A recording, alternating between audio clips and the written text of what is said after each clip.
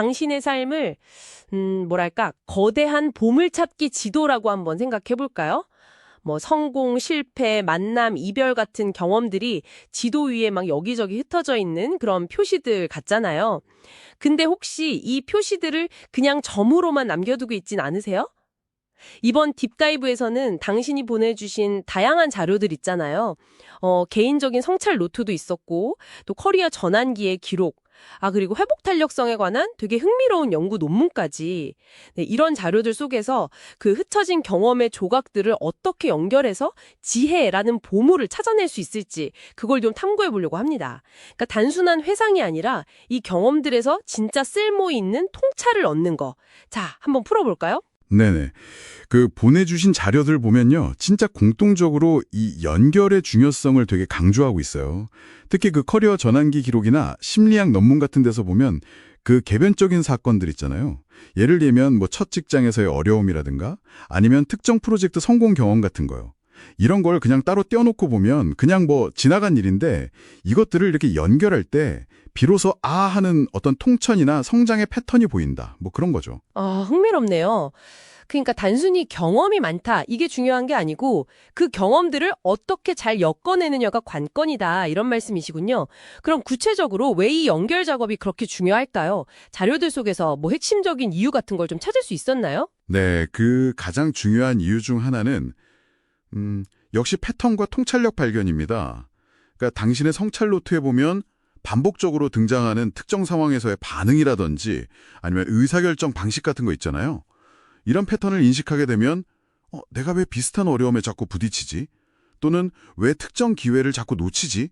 하는 걸 알게 되고 그럼 앞으로 좀 더 나은 선택을 할 수 있게 되는 거죠. 보내주신 자료 중에도 그 행동경제학 관련 글에서 이런 반복되는 함정에 대해 지적하고 있었고요. 듣고 보니 그러네요.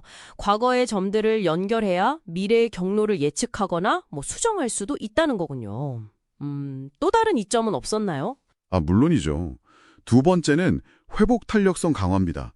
이것도 보내주신 논문에서 꽤 강조된 부분인데요. 과거의 어려움을 극복했던 경험들, 예를 들어 당신 기록에 나오는 그 X 프로젝트의 난관 극복 사례 같은 거 있잖아요. 네, 그런 것들을 현재의 어려움과 이렇게 연결 지으면 나 그때도 해냈지. 이번에도 할 수 있어. 이런 자신감을 얻게 된다는 거예요. 이건 그냥 막연히 잘 될 거야 하는 긍정적인 생각이라기보다는 과거 경험에 딱 기반한 아주 실질적인 심리적 자원이 되는 거죠. 그렇군요. 과거의 성공 경험이 현재의 나를 좀 단단하게 받쳐주는 그런 든든한 기둥이 된다, 이런 말씀이시네요. 네네. 그럼 연결을 통해 얻는 마지막 이점은 뭔가요? 바로 자기 이해의 심어입니다. 여러 경험 조각들을 이렇게 맞춰가면서 나는 어떤 사람이지? 나한테 진짜 중요한 가치는 뭐지? 이런 질문들에 대한 답을 찾아가는 과정이거든요.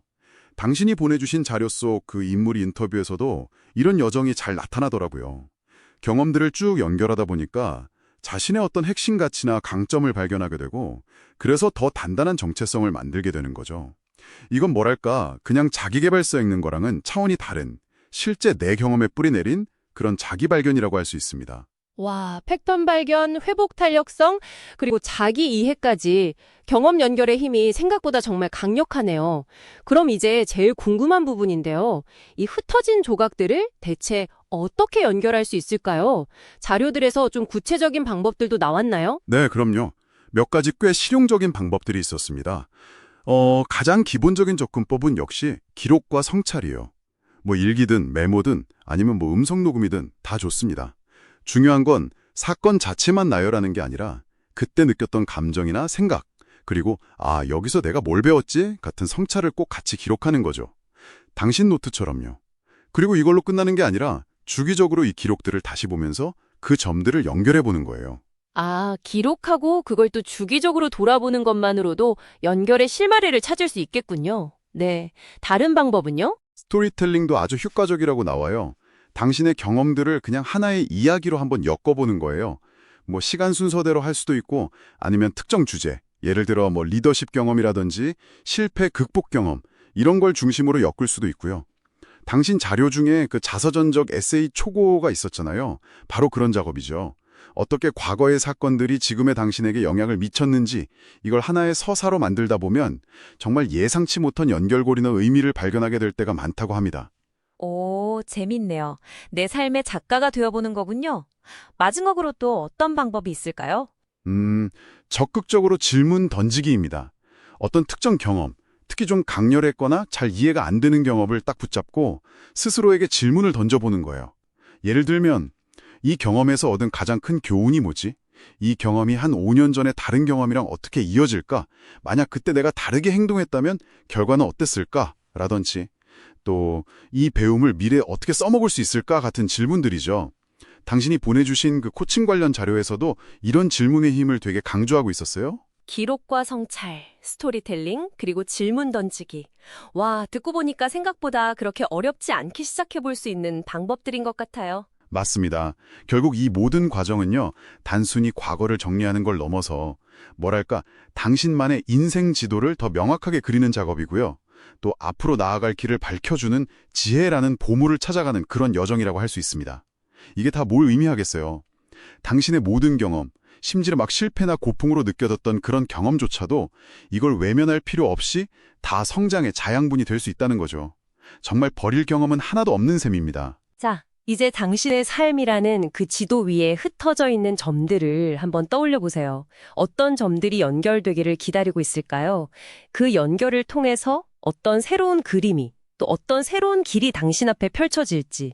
어떠세요? 좀 기대되지 않으신가요? 그런데요, 당신이 공유해 주신 자료 중에는 이런 내용도 있었어요.